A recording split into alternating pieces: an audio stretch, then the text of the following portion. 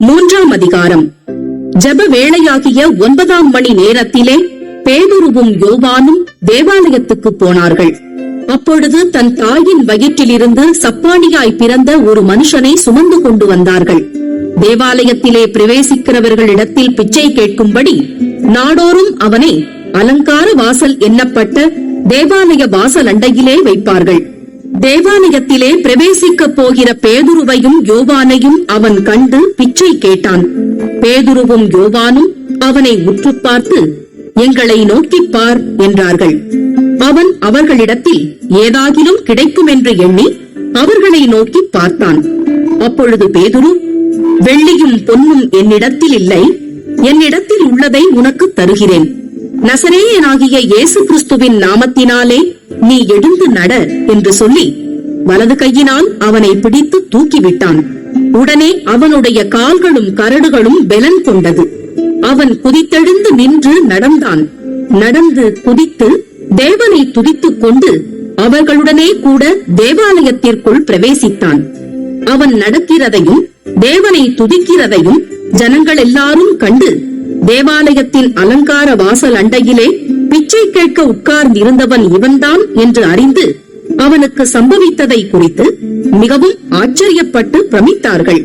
குணமாக்கப்பட்ட சப்பானி பேதுருவையும் யோவானையும் பற்றிக் கொண்டிருக்கையில் ஜனங்கள் எல்லாரும் பிரமித்து சாலமோன் மண்டபம் எண்ணப்பட்ட மண்டபத்திலே அவர்களிடத்திற்கு ஓடி வந்தார்கள்.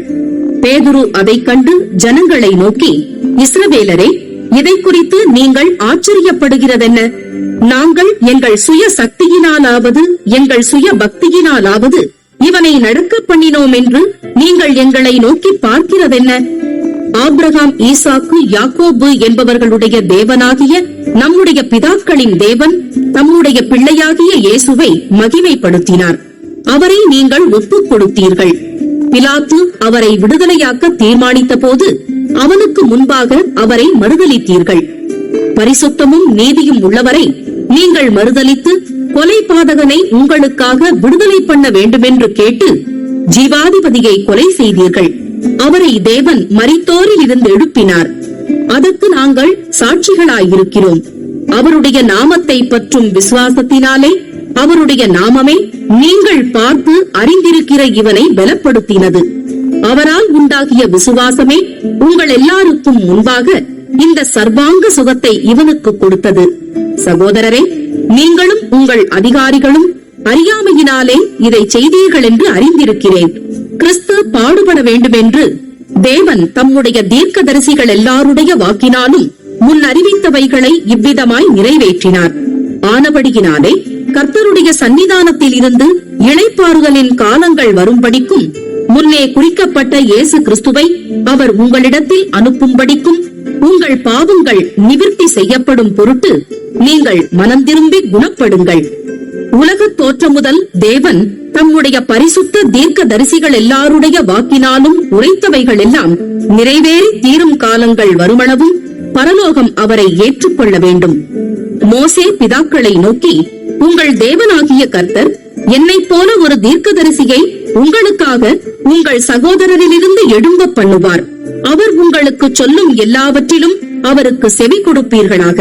அந்த தீர்க்கதரிசியின் சொற்கேளாதவன் எவனோ அவன் ஜனத்தில் இராதபடிக்கு நிர்மூலமாக்கப்படுவான் என்றான். சாமுவேல் முதற்கொண்டு எத்தனை பேர் தீர்க்க தரிசனம் உரைத்தார்களோ அத்தனை பேரும் இந்த நாட்களை முன்னறிவித்தார்கள். நீங்கள் அந்த தீர்க்க தரிசிகளுக்கு புத்திரராயிருக்கிறீர்கள். உன் சந்ததியினாலே பூமியில் உள்ள வம்சங்கள் எல்லாம் ஆசீர்வதிக்கப்படும் என்று தேவன் ஆபிரகாமுக்கு சொல்லி நம்முடைய முன்னோர்களோடே பண்ணின உடன்படிக்கைக்கும் புத்திரராயிருக்கிறீர்கள். அவர் உங்கள் எல்லாரையும் உங்கள் பொல்லாங்குகளிலிருந்து விலக்கி உங்களை ஆசீர்வதிக்கும்படி தேவன் தம்முடைய பிள்ளையாகிய இயேசுவை எழுப்பி முதலாவது உங்களிடத்திற்கே அவரை அனுப்பினார் என்றான்.